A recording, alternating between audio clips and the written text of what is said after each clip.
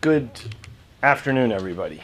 I want to welcome you on behalf of the Center for Palestine Studies, which is sponsoring another in a series of book talks. It's my enormous pleasure to introduce my friend and colleague, fellow historian, Irene Genzier, who is a professor emeritus of political science. This book, which is what you're going to hear about today, Dying to Forget Oil, Power, Palestine, and the Foundations of U.S. Policy in the Middle East, which resulted from her discoveries in the United States government archives. And what she had done was to look at materials on Palestine in the years immediately before partition and in the years immediately after the 1948 war, so for a stretch after World War II, and had discovered things that those of us who thought we knew something about Palestine often found a revelation. She's going to tell us some of these things today. I really strongly, if you have any interest in the topic of Palestine, of the topic of partition, Middle East politics in that era, I strongly suggest that you buy the book. You'll hear something about it from Irene, but there's an awful lot of material there. She discovers, for example, that the U.S. Pentagon completely changes its assessment of Israel in light of the results of the 1948 war. Things that we didn't really realize about U.S. policy, in fact, started much, much earlier than the conventional accounts, which have the United States really paying serious attention to Israel as a great power in the region only with the 1960s. She finds that this, in fact, goes back to the 40s. Things like that were, to any serious, would constitute what is, to any serious historian, a revelation. Thank you very much. Irene. It seemed to me that anybody walking around today and coming to a talk of this kind must ask themselves, how can somebody begin to talk about 48 and not talk about what's going on now? I mean, and I was not invited to give my comments on what's going on now, but I'll sneak them in anyway. It seems to me, sort of reflecting on, how should I put it, what kind of lessons do we draw from this ongoing, shall I say, it's as though we're at the gates of hell and slowly the doors are opening. The first thing that strikes me is that we have something to learn or to be aware of in terms of our selective mourning. Everybody is in a state of grief and permanent grief, but we seem to be so, by we, I mean, I'm looking at newspaper coverage, and I happen to be of French origin myself, so I have sadness. But what about all the other events that have taken place? What about Beirut before? Or what about Yemen? What about Iraq? What about Syria? Why are we selective? And it's, the selectivity of the mourning comes with something more. It comes with something that I've often found disturbing and not really known how to talk about. And that is a kind of indifference about what a colleague of mine calls the deaths of others. It's the title of his book. The man is John Tierman. And more generally, I don't know of any course in political science or international relations, a field even worse than political science, that deals with the consequences of wars. I mean, we're very good at analyzing and new analyses of strategy and so on and so on. But what about the human results of the wars? What about being able not so much to tally and to quantify the number of people who become dysfunctional, as they say in polite language, but the terrible despair that comes from those who are permanently uprooted and maddened and displaced and exist nowhere as a result of wars. We seem not to think about them, and so when you get waves of refugees, suddenly this is as though a new category has been invented. We are now dealing with a category called refugee, so we'll have courses and seminars on refugees, who they are, where they come from, how they behave, and so on. part of what is associated with this is a kind of dehumanization that is also familiar to many of us. So it happened that while I was brooding over these developments, like everyone else, kind of glued to the bad news and wondering if it could get worse as it got worse, I was reading Kamel Daoud's book on Meursault. Some of you know it. Why do I mention it? Because it seemed to me that, in a sense, he captures in that book something which is terribly important.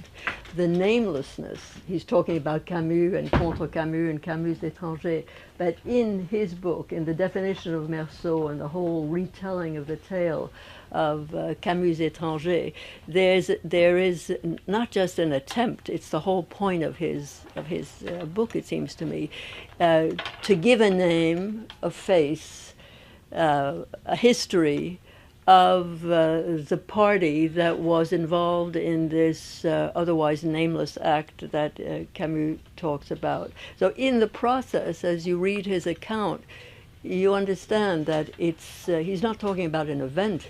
He's talking about he's talking about a series of disconcerting events. What I'm looking for right now is Roger Cohen, July description of the Meursault account. Let me just see if I have it here. Forget about Meursault and listen to what he says. This was published July 25th. At the core of any conflict lies invisibility. The enemy cannot be seen, at least not if seeing betokens the start of understanding. The other is there, a menacing and inevitable presence, but it's invisible in his or her human dimensions. Demonization blocks any glimmer of shared humanity or sympathy. Only when the nameless foe becomes a man or a woman confronted with the puzzle of life does the path to understanding begin to open. No gun was turned to plowshare without some form, some tentative attempt of mutual recognition. I don't need to go on with it, but you get the idea. This is Cohen talking about what the effect of reading Meursault is on him. This, of course, opens the door that many, many people who are in this room, some of whom I know, can speak to far better than I can. When we begin to think about what are the implications of what I've just said for beginning to understand what is going on, not only in Paris, but further east, then we run into other kinds of questions, like how do we know what we know? How do we know what we don't know? How do we know who is the human being there? How does the human being who is there look or act or seem and so on? And where do we know it from? If you have a spare 8 hours per day, you can spend your time on the web and read the newspaper and go to work in between. If you have another spare 12 hours, you can go to the archives like me and then hope that somebody pulls you out eventually, right? But the thing that is no laughing matter is that if we rely on media and academia, and they're both complicit in different ways, we're in real difficulty, because it's not until we have sufficient experience to be in a position to evaluate what it is they didn't tell us about what is going on. So let me just give you a few examples to get to 1948. I want to read you just a few, where did I put these things now here? A few items that came out in November that I have here in my neat pile that I can't find, but I will in a moment. Well, let me begin with, let's say between July and the present time, there have been a series of articles about what happened in Palestine, the number of deaths, the medical relief, the information that he put out calling for assistance. I don't recall seeing anything of this kind in the New York Times. I do remember seeing a lot of discussion about the so-called cycle of violence, which made it sound as though there are two groups of equal whatever it is that are at each other, but this was hardly the case. Do you remember that there were IDF, Israel Defense Forces generals, trying to tell Netanyahu that the reason for the uprising of the Palestinians was their level of despair? That was the generals of the IDF. They could qualify for, coverage in the Times, but I don't recall seeing anything of that kind there. Not to speak of the articles about those Israeli reservists who decided that they refused to serve, and that's not news. So if you follow events, you may know something about them. But if you haven't followed, why would you begin to know? In the same way that if you live in the U.S., you know that at the grassroots level, this country is seething with activity. There are groups that meet. There are individuals, all kinds of collective assortments of people who get together to talk about what's going on, who have various interests, and who are very politically aware. Not knowing anything about them and not covering what they do adds to the impression that we're fairly passive and we're just there sort of waiting to be told. So when Netanyahu came and he spoke before the Center for American Progress, you remember that there was a lot of opposition to that, well-mobilized opposition to it. And while he was there, he mentioned the fact that he was really not responsible in his administration for the number of settlements, the increase in the number of settlements. Well, yeah, right. So it seemed somewhat a bit surprising, but perhaps more surprising was the fact that a liberal Zionist group such as Americans for Peace Now came out with a very, very strong response. They not only took him up on it, but they also identified the number of settlements that had been established. Not to speak of Haaretz.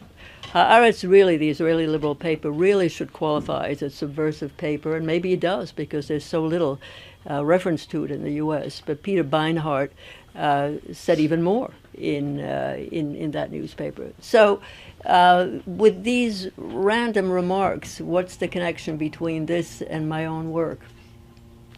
Well, the connection is really very, very, very easy to discover. The connection is this: the material on 48 that I have used and that Rashid has been so complimentary about. It's all in the public domain. I discovered very, very little.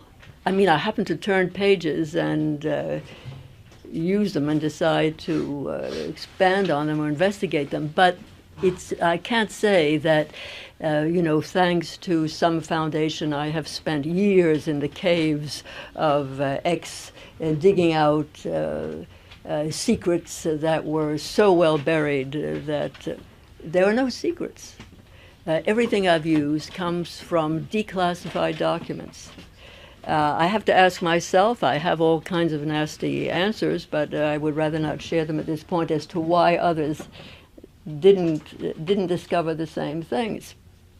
But there is a lot to discover. I titled my book Dying to Forget, and I was asked a reasonable question: how can you die to forget? Either you die because you want to forget, or you die because you have forgotten. My point is that in some collective way, so I'm taking artistic or whatever it is, license, to say that collectively, we who have access to this material know, but we choose not to look.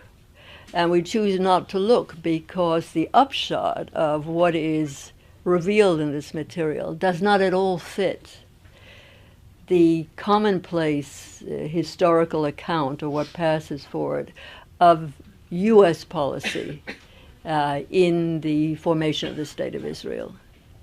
So that, that in a nutshell is perhaps one of the most that's one of the things I found exceedingly interesting. Of course, let me go over this maybe now in a more systematic way. One thing which is perhaps not a surprise is the role of oil in U.S. policy following World War II. That is, U.S. policy in the Middle East, I argue, was formed under that heading. Certainly with respect to developments in the Eastern Mediterranean, including from Greece to Turkey further east, the understanding was, even before Truman Doctrine and all this language, not to speak of NSC 68, oil is a weapon of war, as one of the committees of the Defense Department phrased it. There's an understanding that access and control by U.S. companies is essential. It's not essential for U.S. domestic use because the oil was not used domestically. It was designed to be used for the Marshall Plan and for U.S. policy in Japan. Those of you who work on the subject of oil also know that it was exceedingly useful because it was far cheaper to produce than the domestic oil. But that's the starting point. So then the question arises, where does Palestine fit in? Does it fit in? And I'm arguing that U.S. policy in the area of Palestine fits in a double way. First of all, there was an understanding in the Department of State and those very, very few people who constituted the special experts dealing with the Palestine conflict and with the, let's say, the conflict more generally. According to J.C. Hurwitz, who used to teach at Columbia some years ago, in his book, The Struggle for Palestine, he claims that there were really only 2 folders that he found in the State Department dealing with this, this conflict. But the understanding was that Palestine, by virtue of its location, was something to be concerned with. But there was also a clear understanding that Palestine, by virtue of the fact that it was a British mandate, was not something that the U.S. would be stepping into until the British decided to leave. They decided to leave, if you remember, also they did leave definitively in 1948.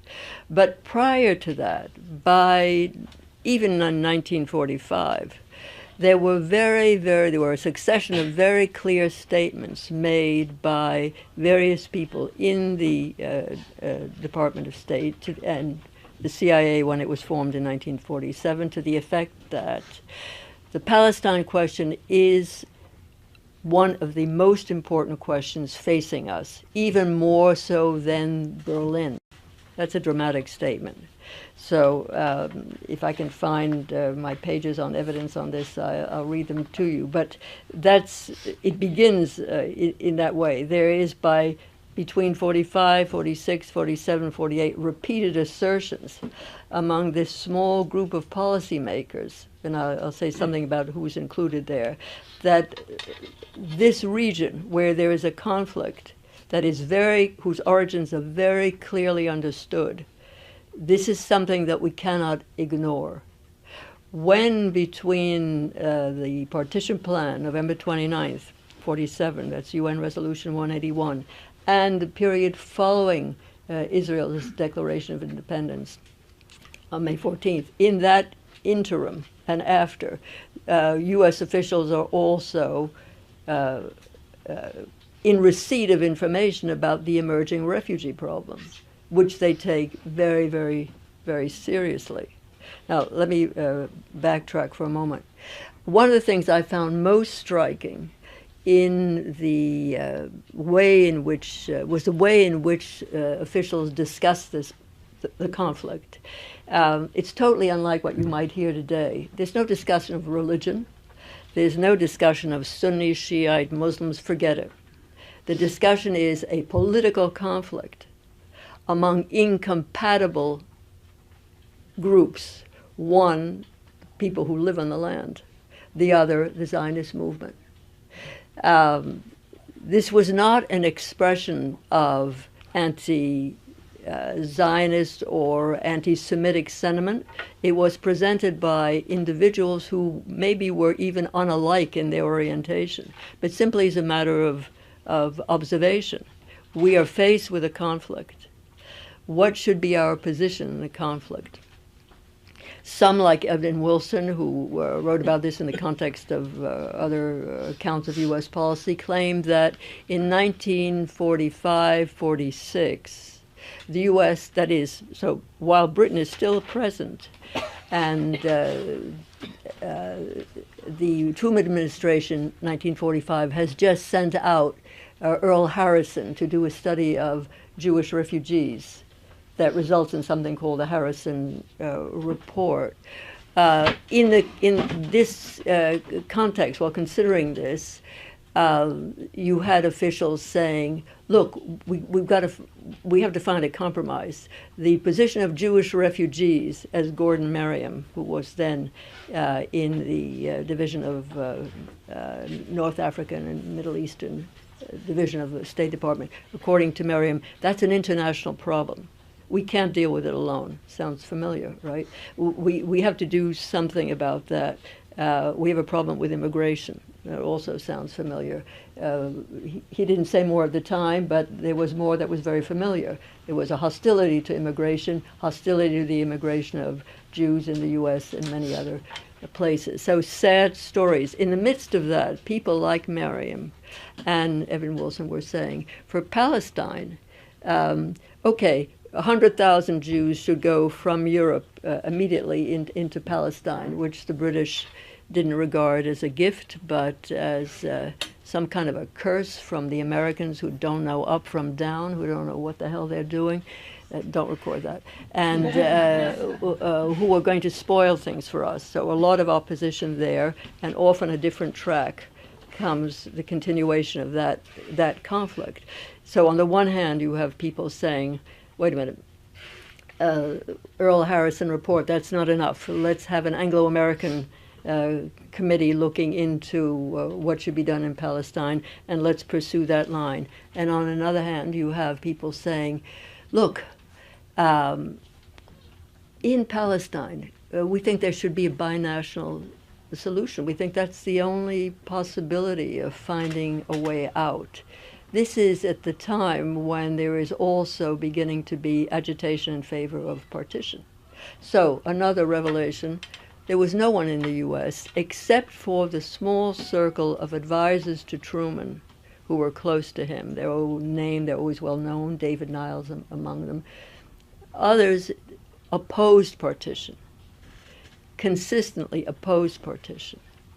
The CIA's view of partition was that it would endanger U.S. interests in the region because it would alienate Arab oil producers. So, lesson number 2, a familiar one, but with an unfamiliar dimension. The familiar one is a story that the American State Department, intelligence, and military viewed partition and developments in Palestine under the rubric of interest in oil, that's familiar, and feared that any partition of Palestine, any emergence of a Jewish state would totally undermine U.S. oil interests.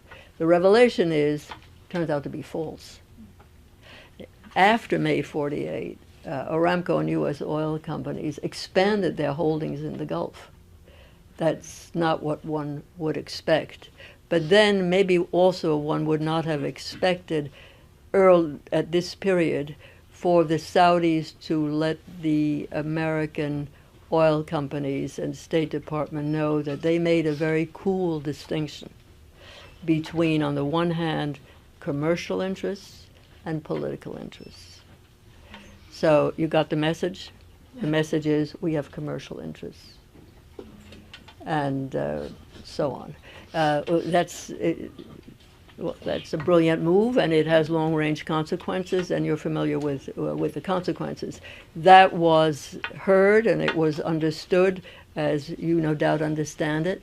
The upshot was, we don't need to worry about Arab cancellation of concessions, which is precisely what U.S. oil companies were worried about.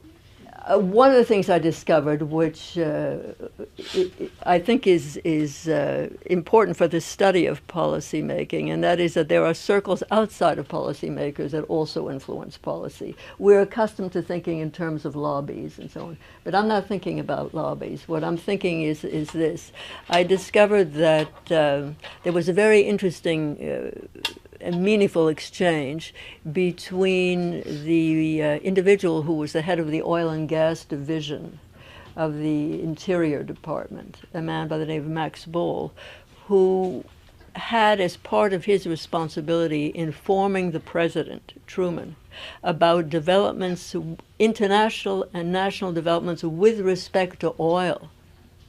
That's a vast responsibility. There were at least 39 different agencies that had been established to deal with oil. He had no political appointment other than the title that I was just given. He did have an encounter, which the origin which I'll describe in a moment, with the number 2 representative of the Jewish Agency in the U.S. in 1948, a man by the name of Eliyahu Epstein, who later became Eliyahu Eilat.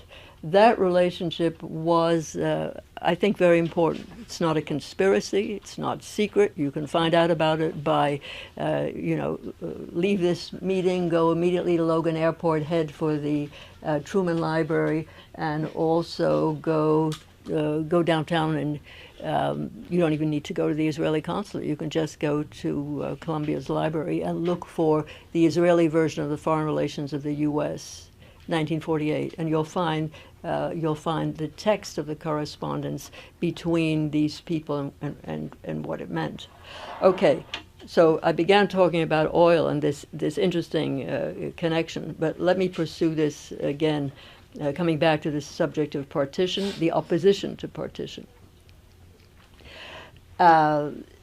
Partition took place, right? And you know the vote, and there's a lot of, continues to be a lot of controversy over the extent of pressure applied by U.S. officials on different foreign delegations at the United Nations. Let's pass on that. The partition vote passes. Again, one of the interesting discoveries I made in various sources that I read was the extent of coverage on the ground by U.S. consuls.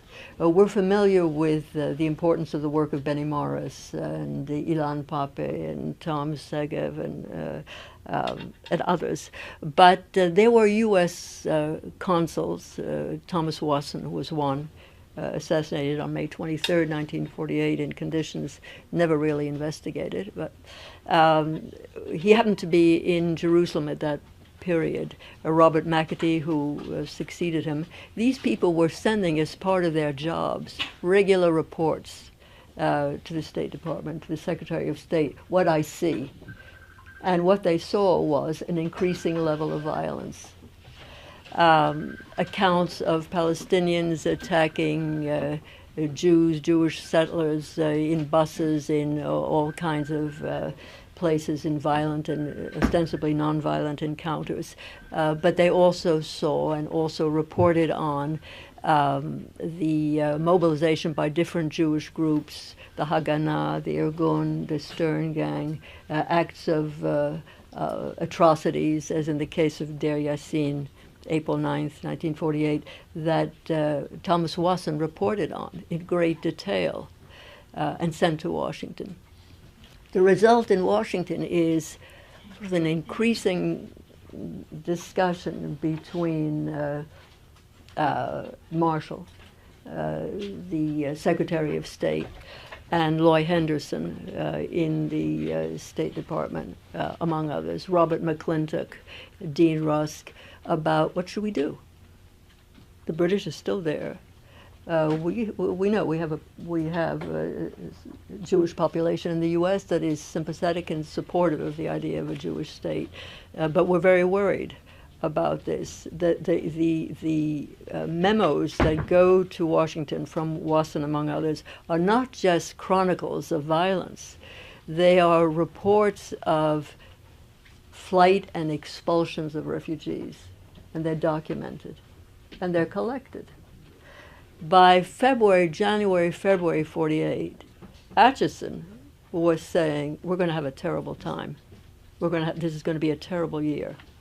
The news gets back to Tel Aviv, and Ben-Gurion, as the de facto head of not only the Jewish Agency, but what will become the Labor Party later, consults with his colleagues and concludes, we have to do something immediately to organize our supporters in the U.S.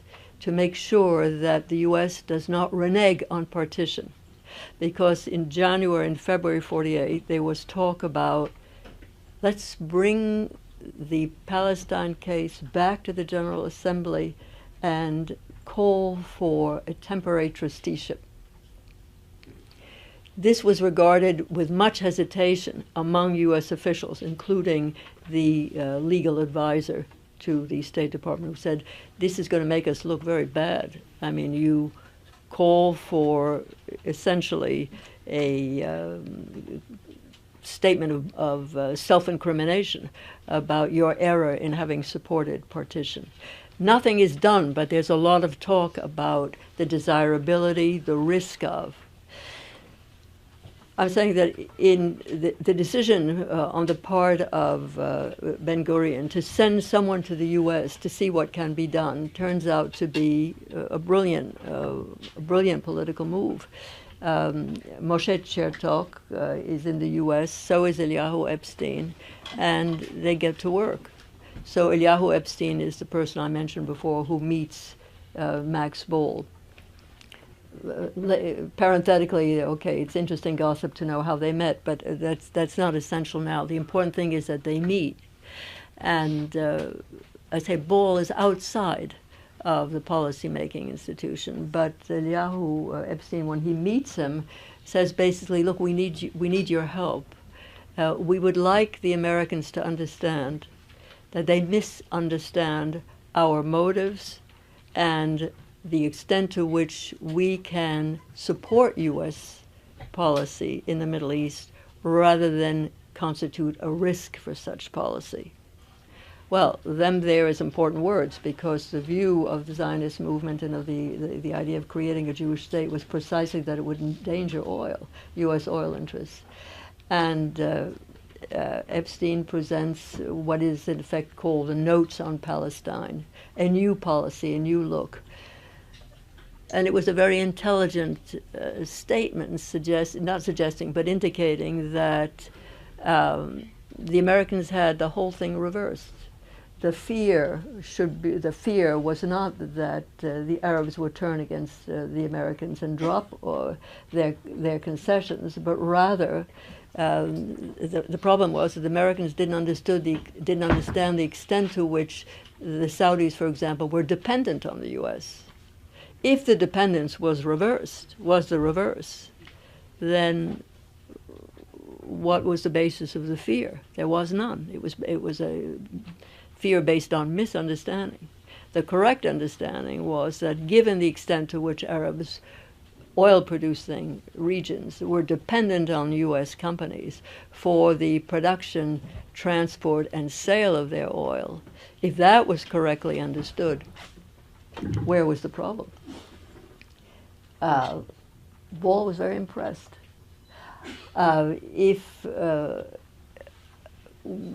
This information about the connection between Max Bohl and different people in the Zionist movement, including his later meeting with Ben-Gurion. I'm not the first who wrote about that. This was mentioned in an article that I found of enormous interest by Nathan Chutino, who's now teaching at Rice University, who has a special interest in oil. And in my exchanges with him, he kept saying to me, you've got to come here. There's a mountain of material on oil that you need to look at. I didn't pursue it. I felt that I had more than I could handle, but it stayed in my mind. No doubt there is more along these lines. I mention this in case somebody here is in a position to decide to pursue this. In any case, back home in D.C., so you are now in January, February, March, April. The news is getting worse. but the idea of a trusteeship has not been dropped. It has not been implemented. At this point, it's important to meet someone else who has a role here, far better known, perhaps than others, Clark Clifford.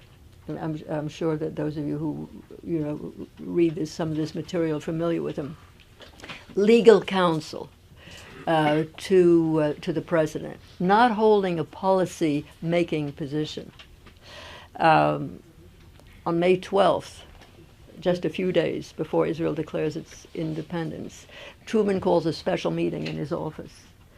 And he tells Clark, look, I want you to present a case for U.S. support for Jewish statehood. And because you know that the Department of State, they're going to present the opposite case. We're going to have a meeting. It's very important. And George Marshall walks into the president's office and says to Truman, what's that man doing there?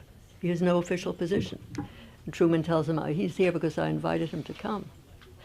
When the meeting is over, some writers were under the impression that Truman had been persuaded by Marshall that support for the continued existence of partition and the emergence of a Jewish state would be profoundly inimical to U.S. interests.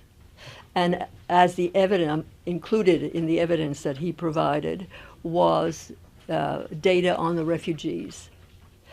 Now, in addition to the data on the refugees, U.S. officials, the ones that I've just mentioned, had been in touch with Jewish officials of the Zionist movement, of the Jewish Agency, on the subject of the refugees.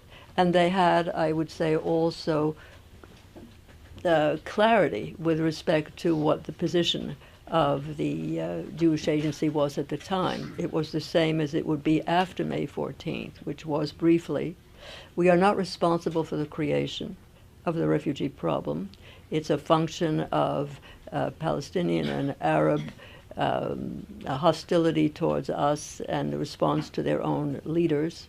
We take no responsibility for it, and we are systematically opposed to the idea of any repatriation beyond a very limited number for family reasons, and we stand on that.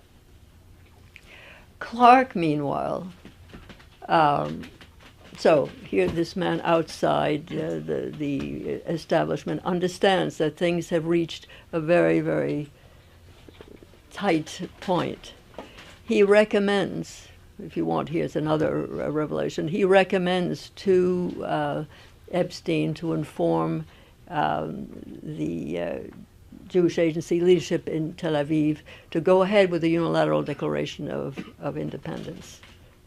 And that is what happens. And once that declaration takes place, it of course undermines any possibility of trusteeship or any such thing. We're in a new phase. So you have by May 48, I would say, a small policy-making elite in the State Department, among the Joint Chiefs of Staff, in the Department of Defense, that are collectively hostile to the idea of a Jewish state. The Jewish state is declared. Among the people who wrote a great deal about this and presented their views to the President and the Secretary of State was Philip Jessup. Jessup was then representative of the U.S. at the UN. In July, Jessup presented a very strong case why the U.S. should do everything it can.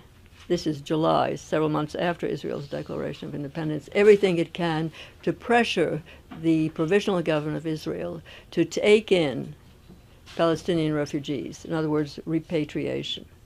The subject of repatriation is a dominant theme in the American literature. Again, it disappears from view. We understand now that if the presidential candidate uses the word Palestine, their assistant will say it was an error of judgment, it was some, misunderstanding. The word really meant something else, Philistine or something. Nothing of the kind in the period I'm talking about. So I mentioned Jessup because in the summer of 48, you begin to sense that something is changing. Something is changing. What's changing is that the American officials who had been so systematically set against partition, against Truman's rapid recognition of Israel, begin to speak differently. By 1949, well, first of all, in the interim, as a result of Bernadotte's efforts at the UN, there's been quite a keen effort on the subject of getting armistice agreements. There are armistice agreements between Israel, Transjordan, Lebanon, Iraq, Egypt, and there is someone assigned, Mark Etheridge, journalist from St. Louis, assigned by the U.S. to be head of the U.S. Delegation to the Lausanne Conference. The purpose of the Lausanne Conference is to transform those agreements into a permanent settlement. Etheridge is a true believer in the desirability of a permanent settlement. He's also a true believer in the urgency of Palestinian refugee repatriation. Everyone in the various departments that I mentioned is on record as supporting repatriation. Until 1949, roughly speaking, even less than a year after Israel's emergence, the Joint Chiefs of Staff come out with a very cool statement saying the emergence of the State of Israel has radically altered the balance of power in the region. The U.S. did not have a policy with respect to Israel. It must formulate such a policy at the present time. To skip ahead, they go on to suggest that the location of Israel, its location, is highly desirable. It has a small number of bases that could be desirable, but more than anything, more than that, it has demonstrated by virtue of its effective fighting forces, its militias, that in number were far less than comparable Arab forces. It has nevertheless demonstrated its efficiency, its discipline, and its ability to succeed. We can use, potentially, we could use this new state in the protection of our interests against our prime enemy, the Soviet Union, in the area of the Middle East. Now, I'm not quoting, so I'm conflating different positions. But what that adds up to is just, it's a transformation. But it's calculated. It's a deliberate assessment that, look, what counts is our oil interests. Yes, this upheaval has changed this part of the world as far as we're concerned. We can use it for our benefit. How does this translate into affecting the U.S. position on the Palestinians? There had been a regular sort of, with remarkable repetition and cadence, you've got to accept, to the Israelis, you've got to accept UN General Assembly Resolution 194, that's December 11th, 1948, on repatriation.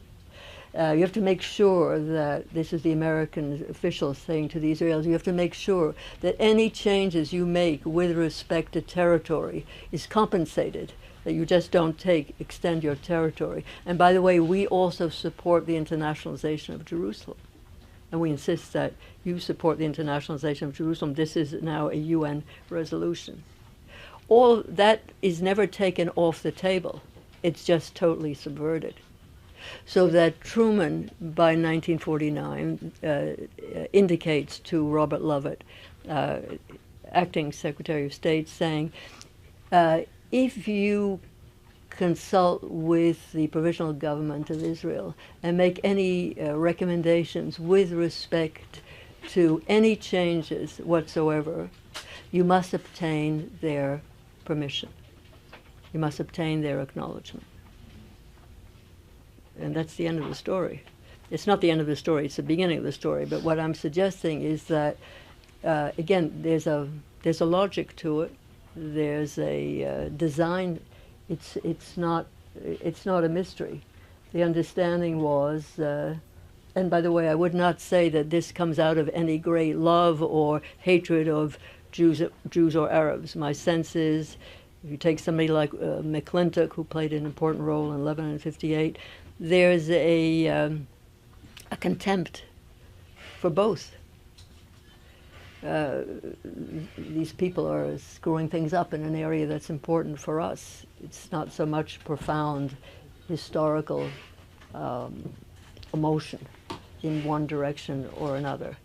But I think that what one is left with, and it's the beginning rather than the end of the story, of course, is that by 1949, there was both clarity about the nature of the conflict, clarity about the obstacles to its resolution, and clarity about the advantages that the existing balance of power offered to the United States. There was the Israeli government requested arms. That offer was declined. They requested financial assistance. They would obtain $100 million at the time, but nothing. This is not equivalent to what happens when the so-called special relationship is established many years later. This is not the beginning of a special relationship. I'm arguing simply it is the beginning of a relationship that is understood for what it is. Now, to be fair, to be fair in the sense of, as an historian, you want to look at the larger picture. What was happening with respect to U.S. foreign policy in the world at the time. 1945, we're under the shadow of Hiroshima and Nagasaki. In 1949, it's the revolution in China. And some U.S. officials were saying, by the way, apropos the refugee crisis, that could go the way of China, which is an interesting thought at the time. So I'd like to leave you with this story and look forward to your questions. Thank you. Anybody have any questions? In 1949, when the U.S. became aware of what had happened in China, it was a subject of great worry. Many of the same set of policymakers who had been chronicling the number of refugees, and they had the figures on it. They were talking about the figures that we're familiar with, feared that the refugee situation could lead, and they said, destabilization of the region unless it's resolved. So that was my connection.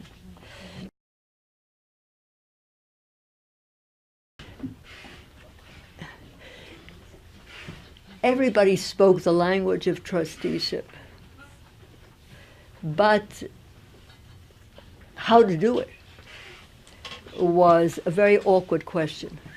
Because first of all, there were people who thought, okay, we're in favor of trusteeship, but what this means is taking the whole Palestine question back to the General Assembly.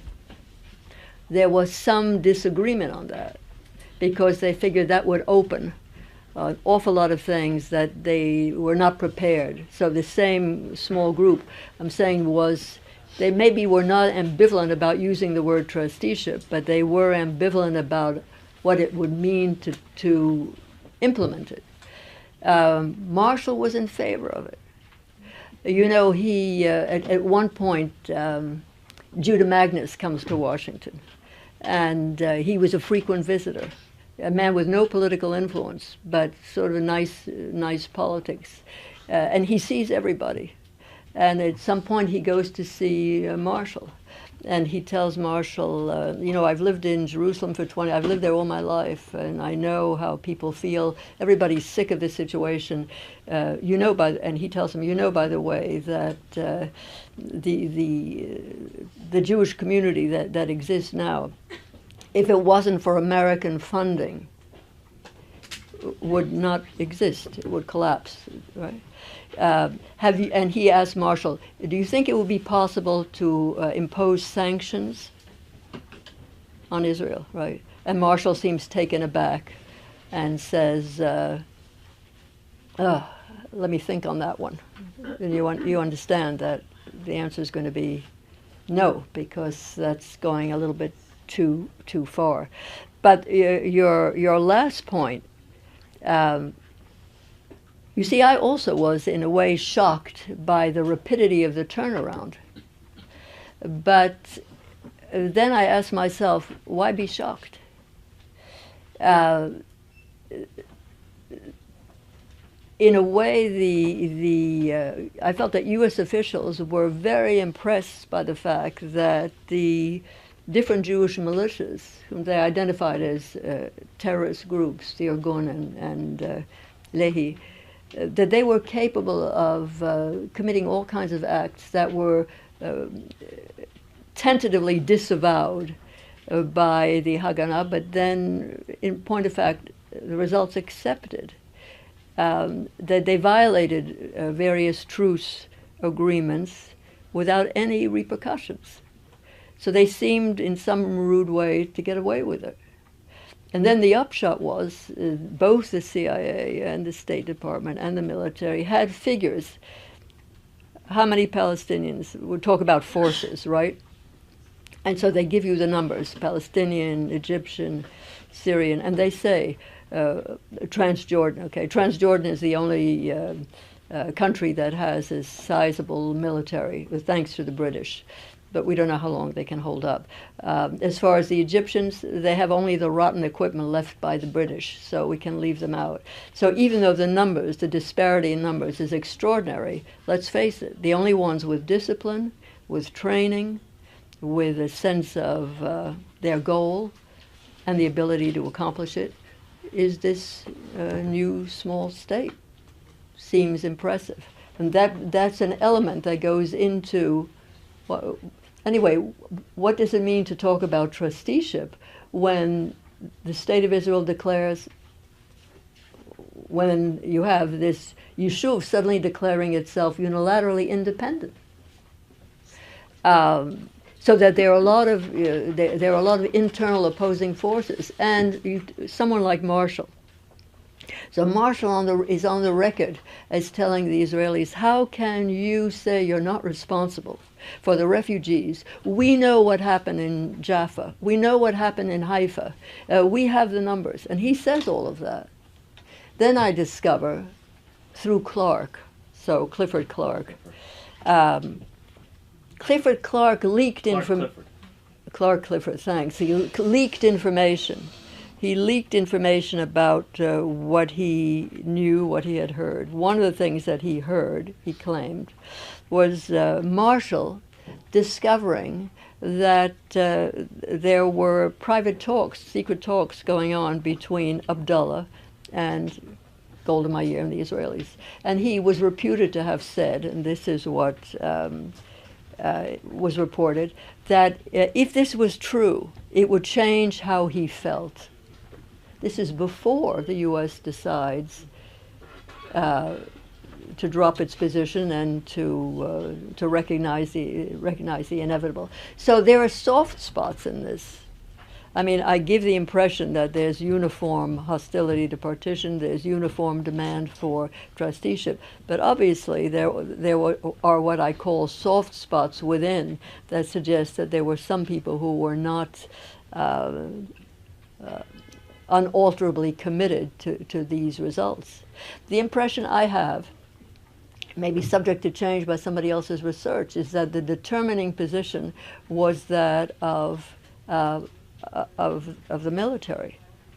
But then when you see, I thought of this, and then I thought, well, what about my friend Max Ball?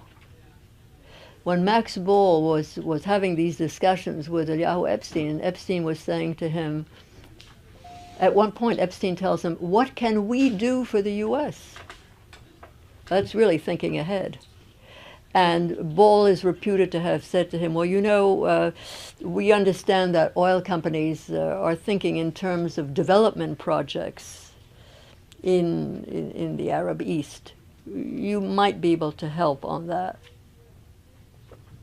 Okay, this is, if it was so, you wonder where that led. But the fact is that here's Max Bohl, who, by the way, shortly after he retires in 1948, he goes to Israel, and he becomes, he writes the first petroleum law for Israel.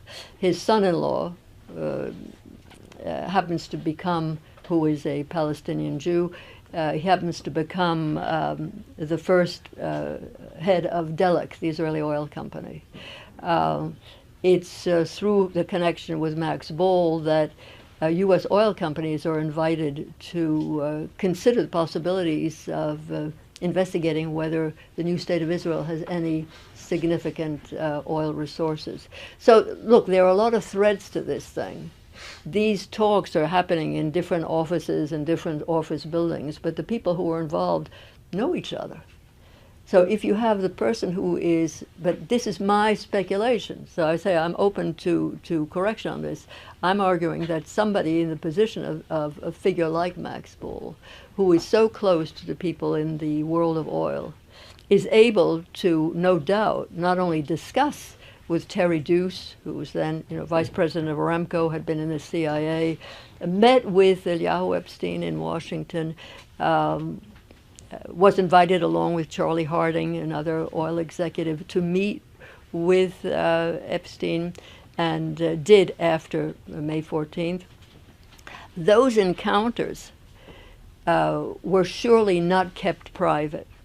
And if oil was the central concern of U.S. policymakers, shouldn't one then conclude, or at least speculate, that the evidence that, one, the major Arab oil producer would not take any action counter to U.S. oil concessions, and two, that there was evidence, in fact, that some of the major U.S. oil companies had a very pragmatic attitude towards the new state. They weren't running. Terry Deuce said to Max Bohl, look, we have an agreement with the Saudis. We're not going to cross over into any Jewish-controlled territory.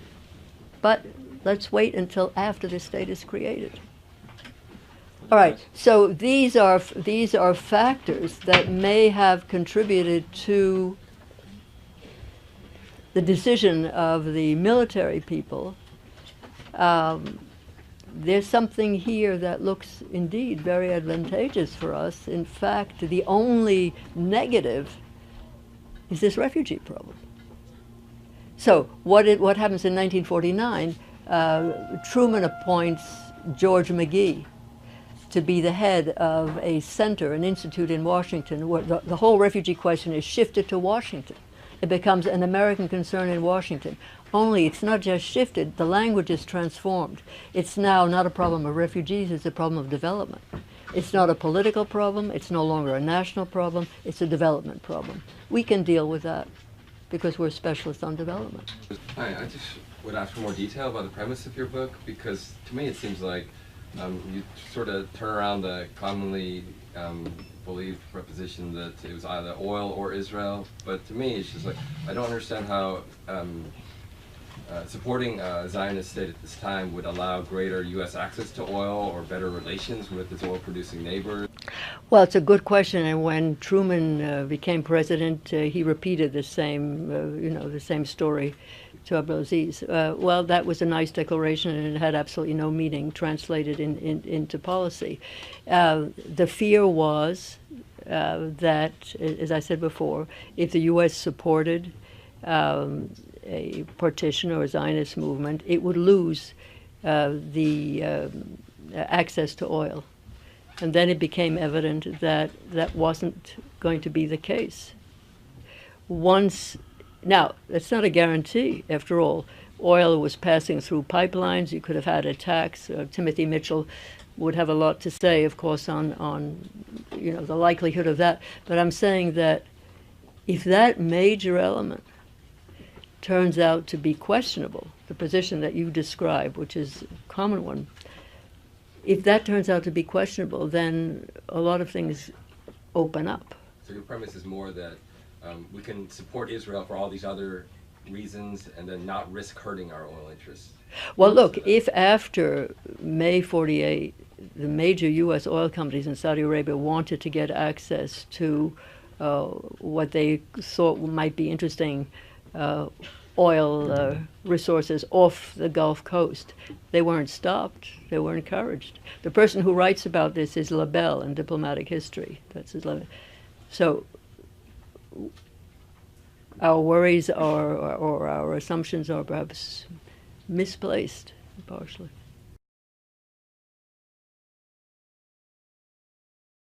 No, it's a very good question. The answer is that many of the people in the State Department had a background in oil, so they're present. I mean, yeah, that's a very good question. I don't know that they were invited. Oil company representatives were invited in, but their interests were there. So, Well, so go ahead. I think it's a very interesting point that you make about the military evaluation. Yeah. In other words, what they're saying is you can't argue with success. Isn't there a fine irony in the fact that, and we have, of course, a romanticized version of it, the fact that an American colonel, David Marcus, went to Israel to solidify those factions and make a strong army? Was there any evidence that you came across that perhaps his efforts were being thwarted at all, or was it well known? Could you talk to that for a few moments? Yeah, I don't think that it made any difference. I mean, his case is well known. I didn't encounter in this literature an example of discussion of what impact it had. On the other hand, I've been reading a thesis coming out of Exeter on the relations between Canada and Palestine and Israel, in which the name of Marcus comes up as an example of an American, one American comparable to many more Canadians who went to fight in support of the creation of a Jewish state. In that case, the author argues that they made a difference, but I've not seen that. Yep. Yeah, I mean, there was a question you didn't answer I asked Tuesday. I wanted to stress a little bit about what you said about the U.S. worrying that Israel would be much closer to the Soviet Union than occurred. And on two levels. One level is the international relations aspect. The other is that I looked at your second or third chapter today before coming, and you mentioned strikes, that there were some strikes in Palestine and some of the Arab countries where there was Arab-Jewish solidarity. So I'm wondering how much you feel it was a factor, because surely they knew that Ben-Gurion and the leadership was very pro-Western and wouldn't be talking about. I'm just curious as to how important. But there was a concern that groups like the Stern Gang were sympathetic to the Soviet Union. And they're repeatedly mentioned, and the fear, allied to that, that's people in the Department of State remarking on the question, can the government in Israel control its various so-called dissident groups? Yeah, the point you raise is important. That is to say, is part of the decision-making at the end and the turn. There was this question. Yes, looking back in hindsight, it appears evident that Ben-Gurion would be supportive of the West. But Ben-Gurion was also grateful to the Soviet Union, as were many supporters of the Zionist movement. And later, Israel won the Soviet Union-supported partition and then supported recognition. There were also many And the weapons. began. Well, the weapons were coming from Czechoslovakia, right. But there were also Jews in the Soviet Union that Ben-Gurion and others mentioned as a matter of concern. Therefore, there was a desire to maintain good relations. Translated on the American side, all of this was, a source of worry. And although Epstein becomes the first ambassador, Israeli ambassador to the U.S., and he and others point out, after all, the U.S. has a sizable Jewish population. What's the reason for worry? That didn't go over very far in terms of the policy-making group. So they wanted something more concrete than that. There were also some people on the Israeli side who were interested in a NATO-like organization for which there was no support. But yes, it's an important point. Look, I downplay the role of the Cold War that many people have argued is the proper context in which to see this. That's something, I own up to deliberately. Yeah. Anyone else? One more question. I believe you mentioned it in your book, but the scare of all of the Jews that had been displaced in World War II coming to the United States. Yeah. I agree with what you, I think that was a very, very strong factor in let's give them somewhere else to go because we don't really want them here. And the other, when you're talking about the Soviet Union, a lot of the settlers, the Jewish settlers from the early 1900s who were living in Palestine were very much socialists. Mm-hmm. So they weren't necessarily communists, but that could be part of that scare. With respect to the first point, I think that the circumstances that led to the Harrison report are important because, look, this is happening in 1945. So it's happening in the wake of the events of the Holocaust. And Truman gets reports saying that the Americans in the American zone, the American occupied zone of Germany, are treating Jews as badly as, almost as badly as were the Nazis. You've got to look into this. He appoints eventually Harrison to look into it. The report he sends is devastating. The report he sends is indeed that conditions are terrible, and he has all kinds of interesting recommendations about how that are sent to Eisenhower, who's in charge, that one ought to single out the Jewish refugees from others. They should have access to housing in Germany itself, and our first obligation is to figure out where they want to go. As you probably know, there are many studies on this question, and in fact on where refugees wanted to go, plus what the immigration laws were of various countries in this period. So the immigration laws in the U.S. were infamous from this perspective. Yeah, the solution, why not send them to Palestine? And it was often presented as Palestine is the place to which refugees wish to go.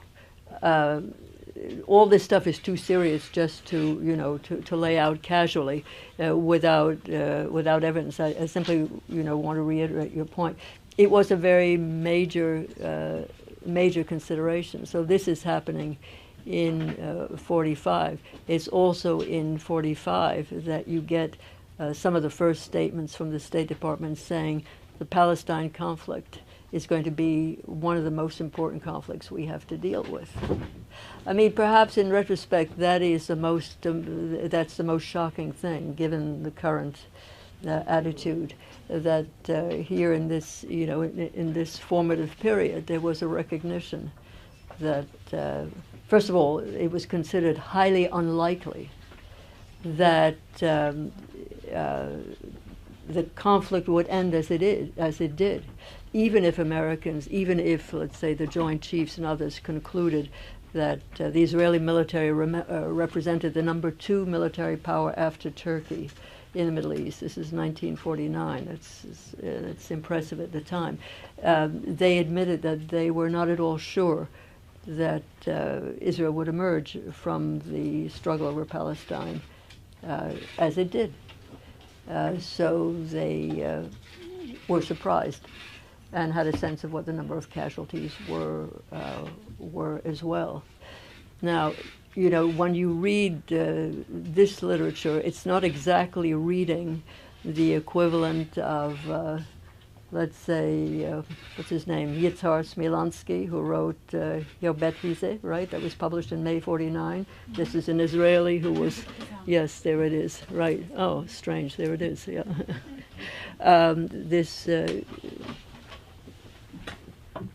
important book on how, published in May 49 by an Israeli who had been involved in the conquest of land, Palestinian land, and subsequent expulsion of Palestinians.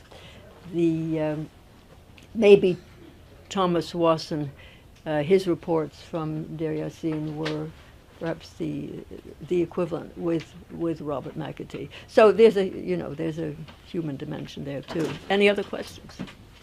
So let me invite, for those of you who haven't asked questions but who would like to do so when you leave, please feel free to be in touch with me via email. So it's my name at BU.edu, and I'll be happy to respond. Thank you. Thank you. That